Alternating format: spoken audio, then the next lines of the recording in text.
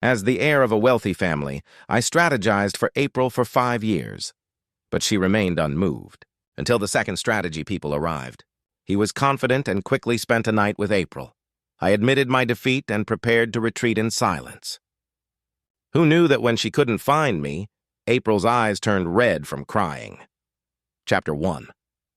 When Santiago arrived in this world, I knew that even the system had given up on me. Standing at April's door, I could hear the sound of their laughter through the door panel. Squeezing the box of chocolates in my hand, I turned and left. This was my last chance, and I still failed. Sometimes you have to admit that the connection between people is a very subtle thing. For example, even though April was my target, I accidentally really fell in love with her. For example, no matter how hard I tried, she never took a step toward me. The laughter on the other side of the door felt like a knife stabbing my heart. It seems that fairness has no place in matters of the heart. Santiago had only just arrived, yet he received the tenderness I had sought for 5 years, but could never attain. Chapter 2. Went home and quietly waited for the system's punishment. But it never came. At midnight, the system arrived, albeit late. "I made a special request for you," it said in the same gentle female voice, though now it sounded out of breath. "Given that, aside from failing to conquer the target, you've performed well in other aspects of this world, even expanding the Chan Corporation's scale by 2-fold. Making significant contributions to this world, there are now 2 follow-up options. First, I can assign you a new target, and you'll have another 5 years. If you succeed, you can return to your original world and regain your healthy body. Second, the conquest is canceled. You can't return to your original world, but you can stay here and continue living as Paul." I was stunned for a moment. A new target? In the original world, I had never been in a relationship. The only clumsy love and sincerity I had ever known were given to April in this world. 5 years had already drained all my illusions about love. And staying here, in the original world, I was weak and sickly, bedridden for years with no family or friends. Here, although I had come for the conquest, I had family, friends, and the Chan Corporation, which I built with my own hands. On countless sleepless nights, my partners and I strategized, negotiated, and expanded our business. I treated everyone and everything here with genuine care. Could I let that go? I wiped away the dampness gathering in the corners of my eyes. I couldn't. I choose the second option. Are you sure, Conqueror? Once you choose the second, you will never be able to return to your original world. I closed my eyes. "Yes, thank you," the system sighed. "No need for thanks. You've already given it your all these past 5 years. Besides, we've been partners for so long now. Even though I'm just a system, I have feelings too. I've seen all your efforts. April just wasn't good enough for you. Today is the last day. Tomorrow I'll move on to my next job. Paul, I wish you happiness in this world every day from now on." Happiness. April's face appeared in my mind again. Yeah, even the system has grown to share my sentiment, which shows just how much April must have hated me. But it doesn't matter anymore. From now on, I won't like her anymore. Chapter 3. The next day, I went to work as usual. I opened my phone to handle business, and April's message was still pinned at the top. The last message was one I had sent her. "April, I've learned how to make your favorite hazelnut chocolate. How about I bring it over this weekend?" There was no reply. It had sunk into the sea, as always. Over these long 5 years, aside from the rare moments when she showed a hint of affection, it all felt like a one-man show. The first time was when we both had too much to drink at a business event. On the way back, I wouldn't let go of her sleeve and even ruined her custom-made silk gown by vomiting on it. She didn't give me her usual cold stare. Even though she was also drunk, she calmly cleaned both herself and me up, then took me home. She brushed my teeth, washed my face, and threw me into the bathtub. That night, in my dazed state, I clung to her like a koala bear. When I felt the warmth of her lips, I thought I was dreaming. Her kiss was proactive yet gentle, and that night passed in a haze of passion and dreams. But when I woke up the next morning, there was no one by my side. Only the Liu family's housekeeper warming up breakfast, politely asking what I wanted to eat. Another night was after a business failure, when I had been taken advantage of by a competitor and suffered heavy losses. That night, I sat alone by the river, drinking, when April's car suddenly stopped by the roadside. She said she had just happened to pass by. You're already an amazing CEO. One failure is no reason to wallow in self-pity. That night, she stayed with me by the river for a long time. In the end, I passed out in her arms and she had her driver help me into her car and take me home. In the car, I lay in her arms, and in my drunken state, I tried to reach for her lips, but she dodged me. Later, I found out that she had come to comfort me because she didn't want my bad state to affect an important business meeting the next day. That meeting was crucial to the Liu family's interests. It had always been like this for the past 5 years. Whenever I thought I had gotten a sweet date, cold water would be dumped on me. The cruel reality reminded me time and time again, April didn't like me. Not even a little. All the moments I clung to were nothing but fantasies. Chapter 4. I raised my hand and canceled the pinned message. At noon, my assistant Pablo came in and asked, "Mr. Chan, you haven't given me today's lunch for Miss Liu?" I paused for a moment. "I didn't make it." "No need to send anything. The Chan Corporation and the Liu Corporation are located in the Twin Towers, very close to each other. April has a sensitive stomach and allergies, so her food needs to be specially prepared. But despite all the precautions, there were still several times when she ended up in the hospital due to accidentally eating something she was allergic to. I didn't trust anyone else with her food, so I made it myself. No matter how busy or tired I was the night before, I always prepared her lunch and had my assistant deliver it to her. From now on, there's no need to deliver it, I said. Someone new will be making it for her. Pablo looked confused but nodded and left. Who knew that at 1 o'clock, while I was taking a nap, the phone suddenly rang? It was April's secretary, Emma. "Mr. Chan." She sounded apologetic. "Sorry to bother you, but there's no lunch delivered today and Miss Liu is still waiting." I was silent for a moment. "Emma, I'm here, Mr. Chan. Before I started delivering lunch to Miss Liu, what kind of special meal did you usually order for her?" I think it was a 1,000 yuan special meal." "Then continue ordering that." "And," I said calmly, "tell Miss Liu that I won't be delivering lunch anymore." Chapter 5. Getting woken up from a nap tends to make one irritable. But I didn't expect that by 3 p.m., Pablo came in again and told me April had a stomachache. It seems she ate something too spicy. Emma's very worried. "Miss Liu refuses to go to the hospital," Pablo continued. "She said that in the past when Miss Liu had a stomachache, you made her some medicinal soup." "Google it." "Sorry?" "Have her Google it herself," I looked up. "And if she still doesn't know how to make it, I suggest going to the hospital sooner rather than later. Allergic reactions can be fatal. To be fair to Emma, I used to care about April a lot. Anytime she had even the slightest discomfort, I would worry endlessly. Over time, she got used to notifying me. Just then, the receptionist called again. "Mr. Chan, there's a Mr. Santiago here to see you. He said if you hear the word conquest, you'll understand." I paused. "Send him up." Chapter 6. When Santiago entered my office, he looked around curiously. "You're the previous conqueror that the system mentioned, right?" he said as he casually sat across from me. "Can I call you by your first name?" I nodded. "That's fine." "So you really couldn't conquer April in 5 years?" he asked. I hesitated. "That's right. That's strange." "I think she's pretty easy to win over," he shrugged. "She even let me stay at her place last night." I was stunned. Of course, it was because she was drunk, so nothing really happened. He winked. "But man, she gets drunk so easily. She seems like the type who'd be easy to seduce, and her lips are pretty soft, too. Felt nice." "Santiago," I interrupted him. "What exactly are you here for?" "Ah," he seemed annoyed. "Brother, I came to ask for your help. April doesn't talk much, and it was already past 2 in the afternoon, and she still hadn't eaten. I didn't want to just sit there, you know, but when I asked what she wanted to eat, she wouldn't say. She just told me to decide, so I ordered takeout based on what I like. Then, after she ate the stir-fried noodles, her stomach started hurting, and I freaked out. I was worried all the goodwill I'd built up last night would be ruined. Her secretary mentioned that you used to make her lunch, so you must know what she likes. Since you're not pursuing her anymore, why not pass on your experience to me? Come on, help me out, brother. I actually don't have much conquest experience." I shook my head. "Even though we're tasked with completing a game, the people here are real.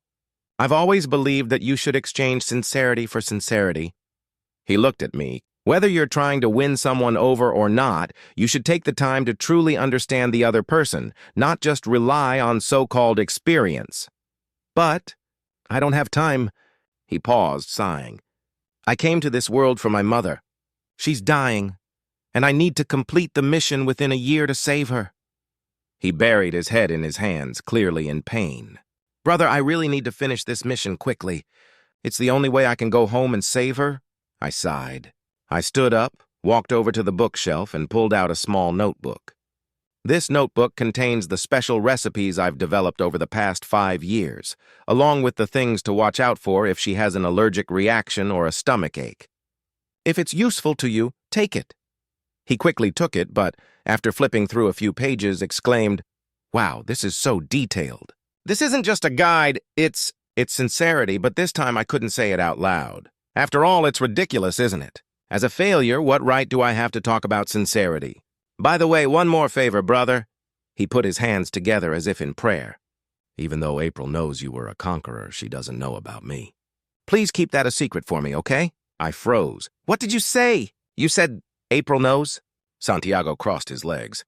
Yeah, she drunkenly told me last night. She overheard your conversation with the system and knows you were trying to conquer her. Chapter 7, Santiago's words were like a pebble dropped into water, stirring slight ripples in my heart. But the ripples quickly faded. Whether she knew or didn't know, what difference did it make? In the end, it was all over. A few days later, I attended a business banquet, and April was there too. Sure enough, Santiago was by her side, her arm linked through his.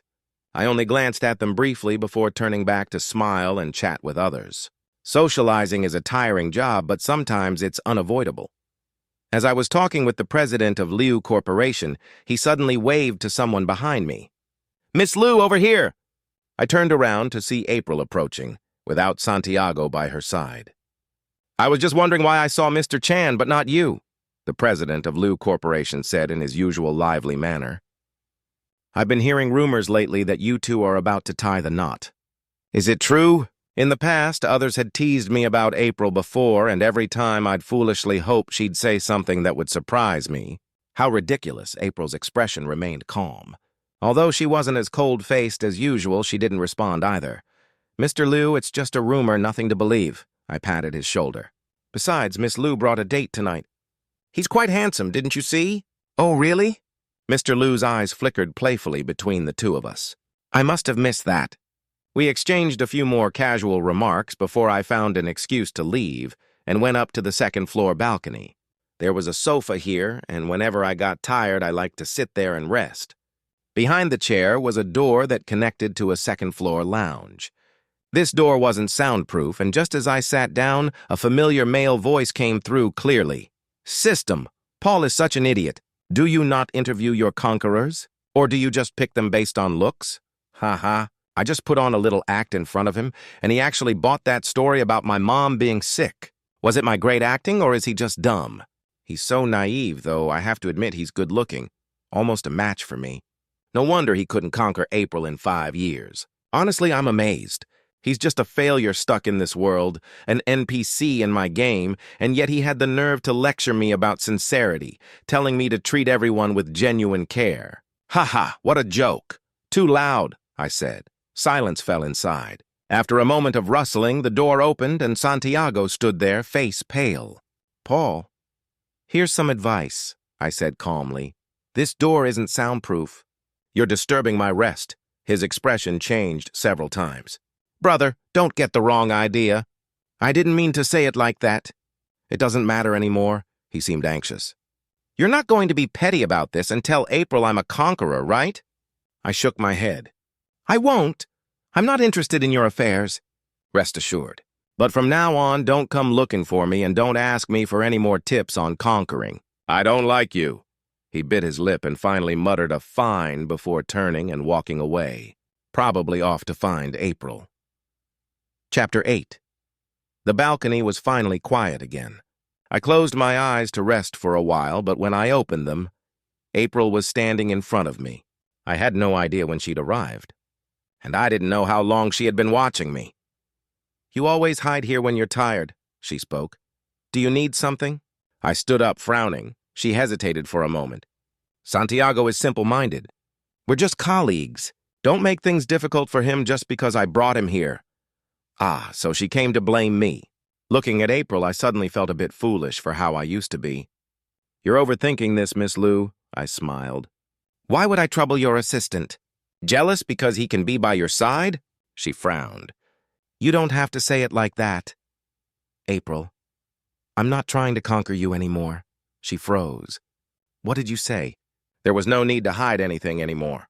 You've known all along that I came here with a conquest mission, haven't you? I smiled. Was it that night? The first night?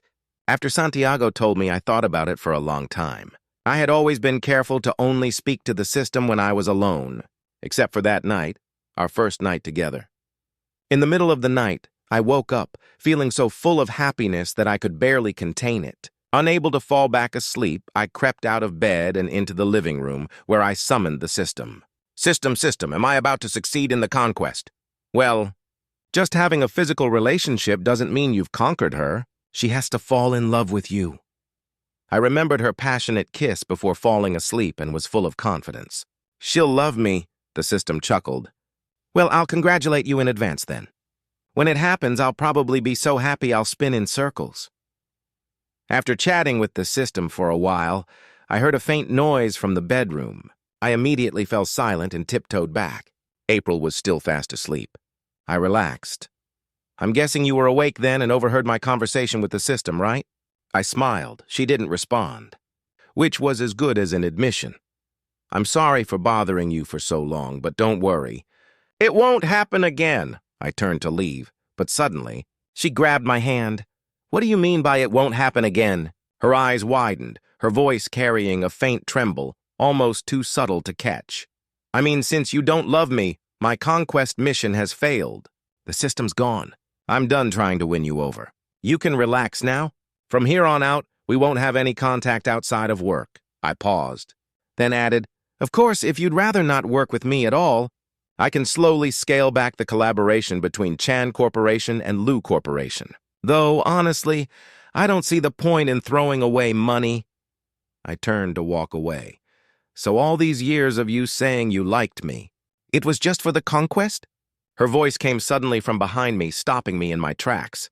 She stepped closer. Did you really only see me as a target, with no other feelings involved? That wasn't true. But with all my love fading, what was the point of explaining? Think whatever you like. People always believe what they want to believe. For 5 years, I foolishly thought my love showed through all the little things I did, the small acts of care, the affectionate glances, the relentless pursuit. Even if she knew I was a conqueror, she should have felt the love and sincerity. But she chose to believe her own assumptions, turning a blind eye. Footsteps hurried behind me. Paul! April rushed forward and grabbed me like she was trying to hold on to something slipping away. But I was never her treasure. Never. You've been lying to me, haven't you? You never really loved me. She stared into my eyes, searching. I knew what she wanted. Proof that she wasn't wrong, that she hadn't misjudged everything. I met her gaze. It was all sincere, I said. What? She froze. I came with a mission to conquer you, but I really did love you. April, in the business world, you and I are alike, good at reading people. Did you really never realize my feelings for you were genuine? Chapter 9. When I left, April was still standing there on the balcony, dazed. After exchanging a few more pleasantries with some business associates, I was ready to head home. Pablo was waiting for me at the entrance. Mr. Chan, are we heading back now? Yes. And Miss Lua? We're not waiting. In the past, whether it was events or meetings, I'd always wait for April. She's always been a lightweight with alcohol, but in the business world, drinking is unavoidable. I never felt at ease until I saw her assistant help her into the car, but Pablo hesitated, then lowered his voice. It seems like Miss Lou has been looking at you this whole time. I froze for a moment and turned around. April had somehow made her way to the hall entrance, standing not far away. Santiago was chatting with her, smiling, but her eyes were locked on me. Our gazes met, but this time I was the first to look away.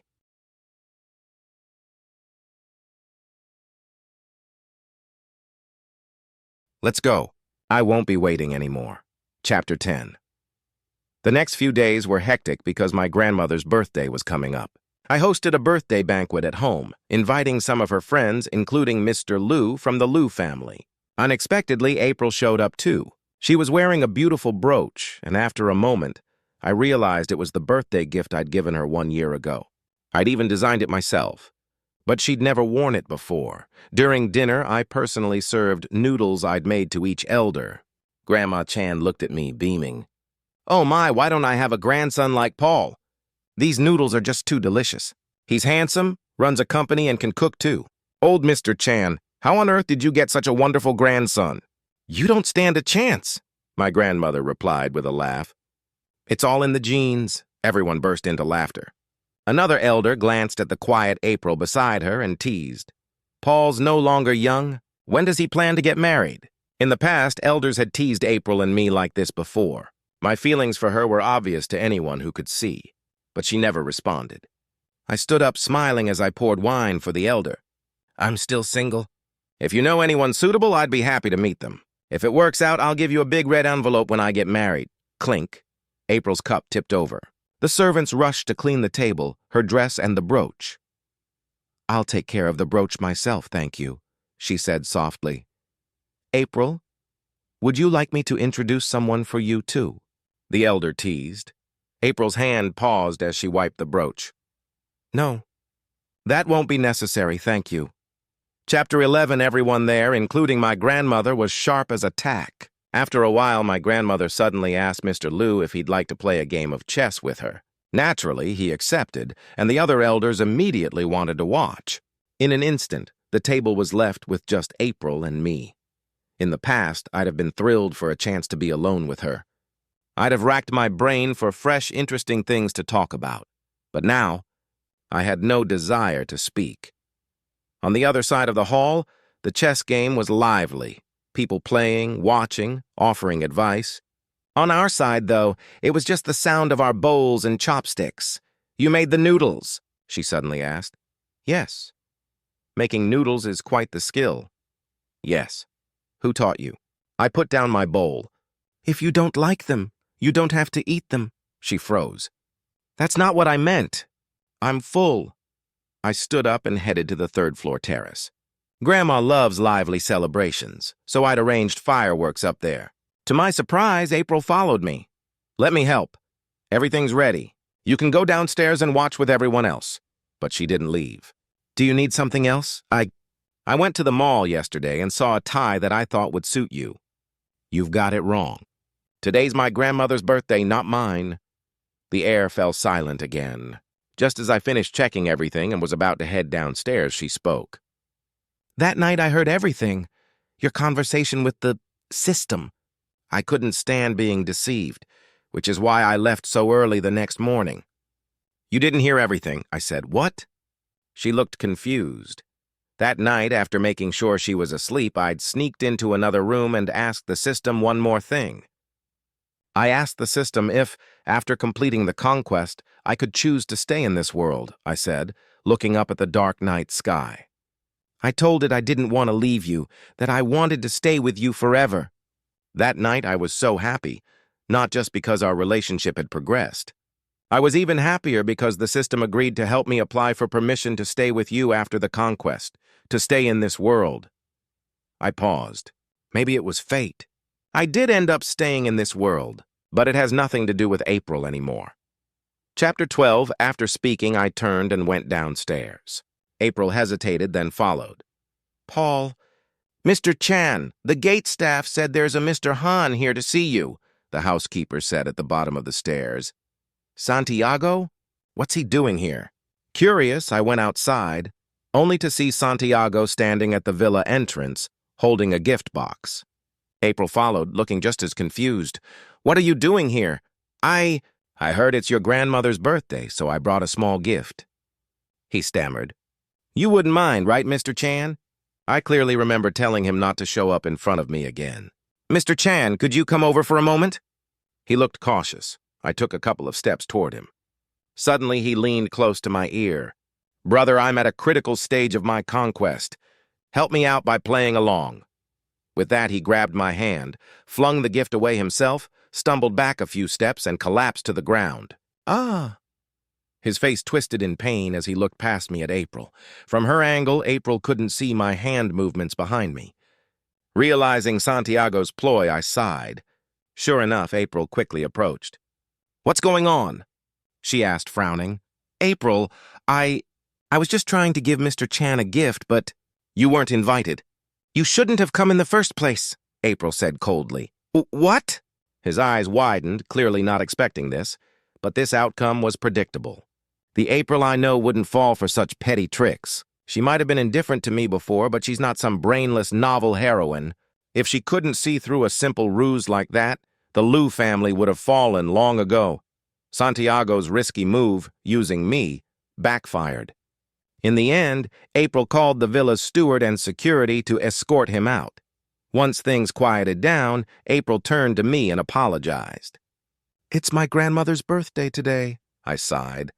"If your little boyfriend's stunt gets photographed and ends up in the news, I'd appreciate it if you, Miss Liu, could handle it." April frowned. "He's not my boyfriend." She suddenly stepped in front of me. "Paul, I like you," I froze, staring at her in disbelief. She took my hand. April's hands are beautiful. In the past, I'd often hoped those hands would one day reach out to hold mine. I've thought it through. I like you.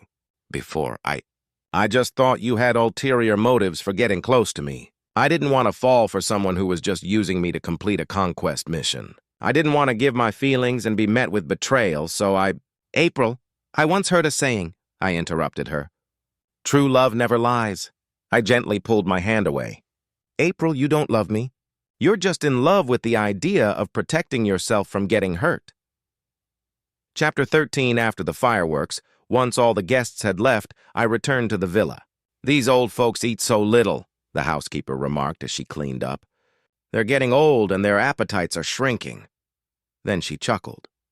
Except for Miss Liu, she finished every single noodle. "She eats so much it's hard to believe she's the one with stomach issues and allergies." I smiled and headed upstairs to find my grandmother. She was in the study waving at me excitedly. "Paul, come here.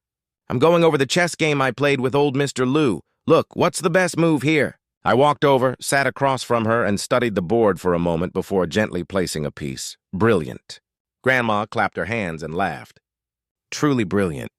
To think I was the one who taught you Go, and now you're better than me," she sighed. "That's because you're a great teacher." "Have you had a falling out with that girl from the Liu family?" she asked casually, like it was no big deal. I hesitated. "Grandma? I don't like her anymore." "Oh?" She held a chess piece, her sharp eyes twinkling.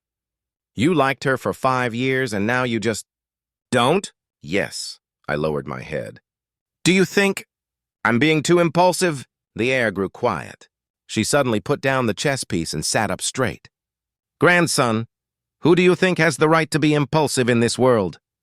I looked up puzzled.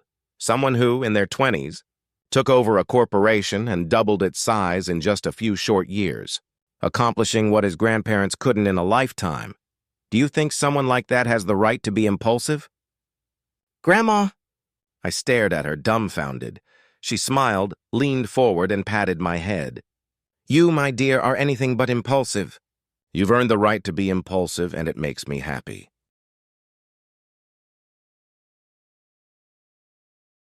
Tears welled up in my eyes, and I leaned forward, hugging her like a child. "Thank you, Grandma." "My silly boy," she said softly. "There are many wonderful things in this world besides love." Chapter 14. After my grandmother's birthday, I dove back into my busy work schedule. One day, while I was working in the office, the door suddenly opened. To my surprise, it was my distant cousin who runs a modeling agency abroad. She walked in with 10 handsome men of various skin tones. Me. "What's going on?" My cousin plopped onto the sofa and handed me a box. "This is a gift from our grandmother." Confused, I took the box and opened it. Inside was a note in my grandmother's handwriting. "Grandson, Grandma is not old-fashioned, and no matter what, I support you. I nearly spit out my tea.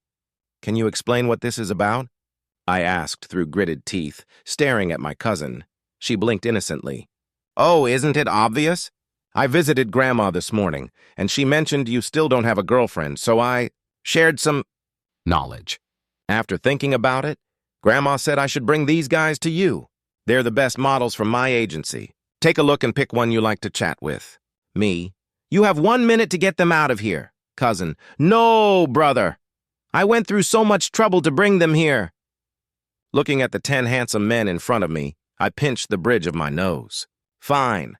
Have them go out to the office area and help distribute desserts to the staff. Are you sure you don't want to keep one? Are you sure you want to miss your 3rd round of funding? She instantly changed her tune. They're leaving right away. After the 10 models left, my cousin lingered. Anything else? She leaned in. Brother, I heard you have a top-notch gym behind your office. Can I take a look?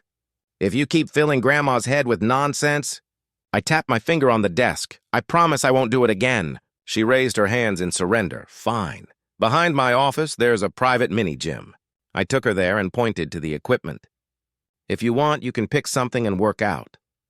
My cousin happily went to exercise. Me. Oh, well, as long as she's happy. Just as I was getting into a good rhythm on the treadmill, my cousin, who'd been lifting weights, suddenly stopped. She looked tense. Brother, I think there's a creepy woman in the building across from us. Huh? She came over and pointed. Look, that woman over there has been staring at us for a while now. I glanced over. April was standing in the office building opposite ours, holding a cup of tea, her gaze locked on us.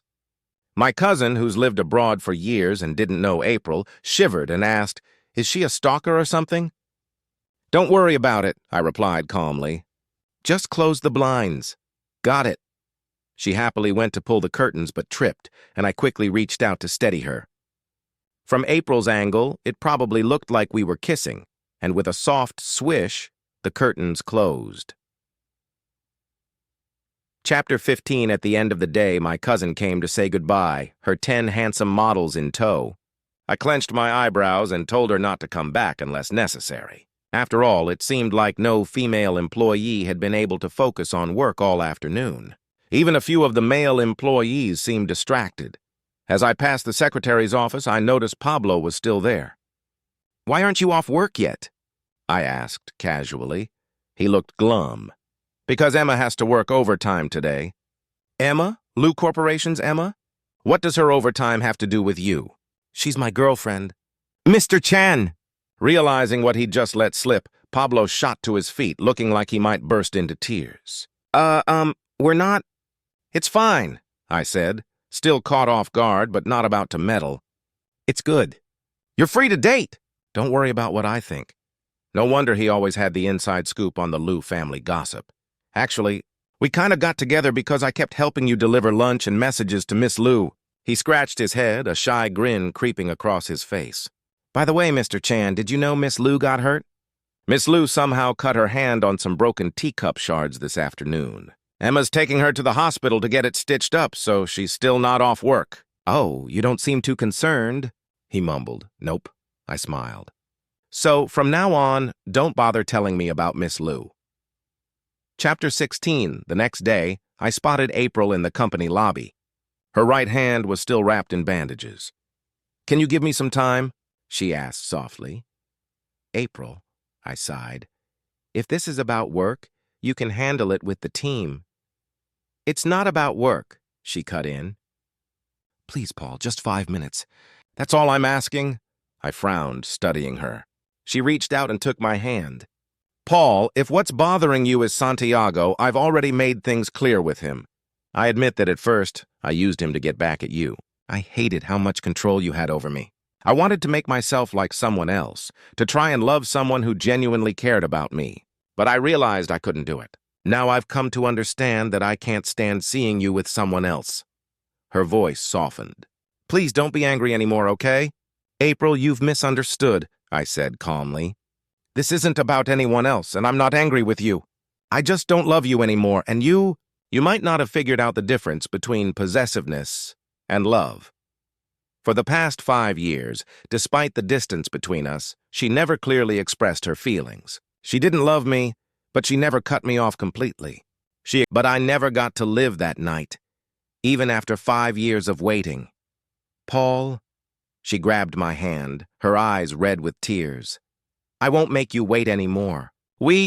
You're misunderstanding my point. I shook my head, cutting her off. The reason I can talk about this calmly now is because I've truly moved on. That love and passion I had for you over those 5 years, it's all gone. April, let's end this where it all began. Chapter 18, April froze. After a moment, she shook her head. Paul, I'm not letting go. I love you. I know it took me too long to realize it, but it's not too late to make things right. Paul, I will treat you twice as well from now on. I'll be by your side. Wherever you want to go, I'll go with you. Whatever you want to do, I'll do it with you. It's too late. It's not too late. She gripped my hand tightly. Isn't this the perfect time? You don't have the pressure of a conquest anymore, and I've finally come to understand my own heart. Please give me a chance. Let's be good to each other from now on, okay? At that moment, a cold laugh came from nearby. If you two are going to be fine, what about me? I turned around, and there, standing before us, was Santiago, whom I hadn't seen in a long time.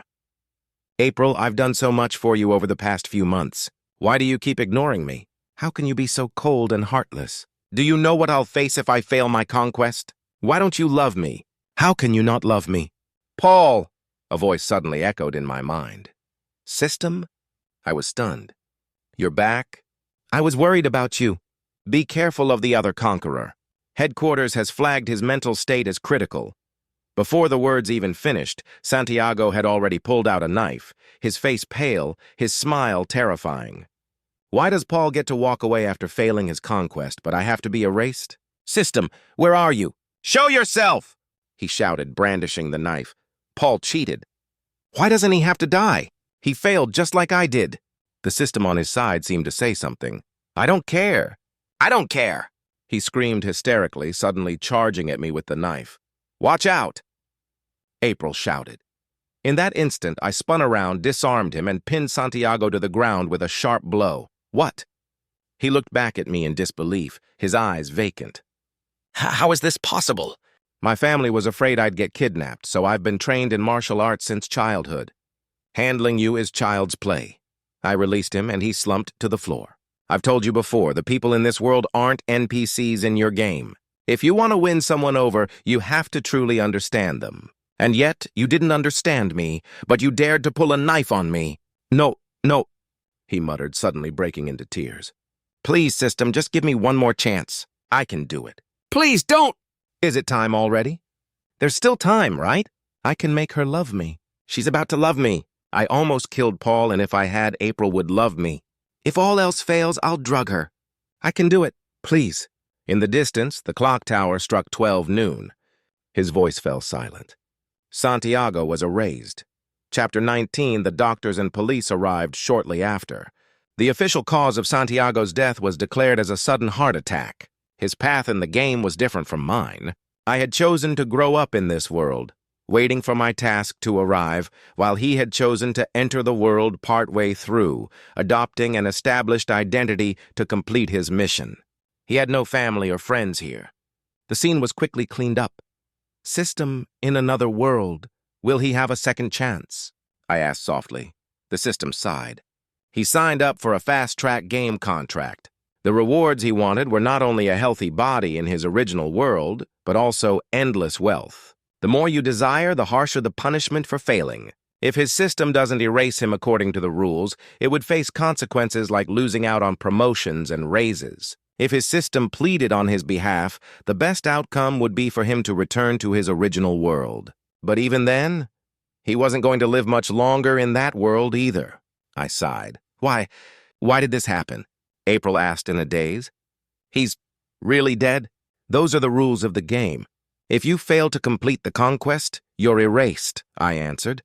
But you're perfectly fine. My system made a special request for me. Without her, I would have died on the day you met Santiago. This was always a cruel game, a game where lives were wagered. We, the ones clinging to life in our original worlds, came here with desires. Naturally, we had to follow and accept the rules of the game. I was just lucky enough to glimpse a bit of warmth in an otherwise cold game. How could this happen? April muttered. How could this be? How could someone really die? I don't know. She lifted her hand, trembling slightly. Paul, I really didn't know. You didn't know, I said, turning away from her hand.